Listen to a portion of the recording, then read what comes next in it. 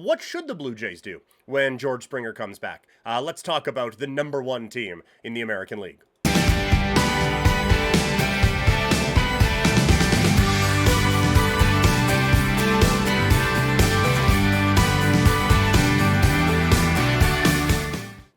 So the Toronto Blue Jays, coming off of a series win over the Texas Rangers, over the Chicago Cubs, now have a series with the Texas Rangers. And while things a bit of a speed wobble at times, still a lot of positives to take from what the Blue Jays have been doing. But they've been doing it without one of the guys who was the biggest positive in their lineup, and that is George Springer. And so again, Toxic asking in the chat, quick Blue Jays question, what did the Jays do when Springer comes back? AJ Druid replying, they ease him into the lineup. I think that will be the case. I think that it will be a very slow, gradual work back into the lineup for George Springer. I don't think it's going to be he's out in right field every day. Honestly, I think for the time being, at least until Santander comes back, and if that doesn't happen, maybe it's just an all-season thing, I think he probably DHs more than anything. You probably get him out in the field a little bit just to make sure he handles it all okay. Coming off of a concussion, these things are so unpredictable, but it's not like, I mean, you can aggravate symptoms from a concussion, but it's not like a hamstring injury where you go out there and you're running around and all of a sudden you tweak it again. Like, concussions are a very strange thing. So I think once he's ready, and he's going to be able to get back out there to full strength. But I do think the Blue Jays will probably ease him back. I would suggest that it's probably like the other day, it was Ty France as the designated hitter. Springer just plops right in there.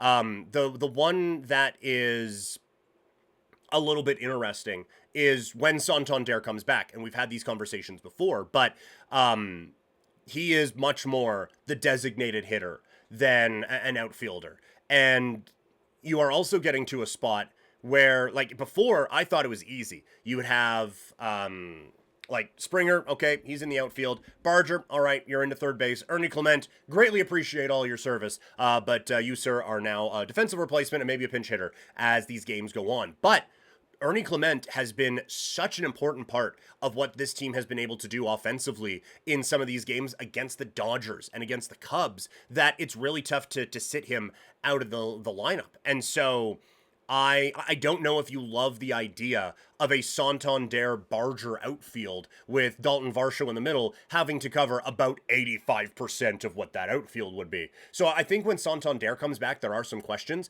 but I think for now with Springer, it would be mainly at DH, and then on days where he is going into the outfield, Lucas sits, Barger, the cannon arm, you always love that in right, so maybe Springer goes to left and you handle it that way. But it is once you kind of have 10 or 11 guys for the starting lineup and can only put 9 in, that's where I wonder what the Blue Jays do. And that's why I think Santander is probably going to be more of a bench bat as we kind of wind down the season, if he is able to check back into the lineup at all for Toronto. But yeah, I think the Springer one is an interesting conversation of what do you do with that guy when he comes back into the lineup. Because he should, like, he was one of their best hitters when before he got hurt. And it was such a bad injury and such bad timing when he went down. But now this is a really good opportunity. It's been a good opportunity for some guys to step in, and now it's a good time if Springer can get back in the next little bit. AJ Druid, even with hamstrings, once you feel 100%, you need to take another week off to be safe for that injury. Oh, totally. And when you have like a lower body injury of some type and you start to run, it's like, you don't go at full speed just because you don't want to feel that pop again or anything like that, right? Like, I don't think George Springer is going to be afraid at home plate of baseballs coming at him. Like, it's just, it is something that weirdly lingers kind of forever with concussions, but it is also something that just in the short term, once you're done with it, you're kind of done with it. So I think that he will probably be good to go, but you want to make sure that he is ready and good for Major League pitching. It would be great if they could get him back in the next little bit because the schedule does ease up over the next little while.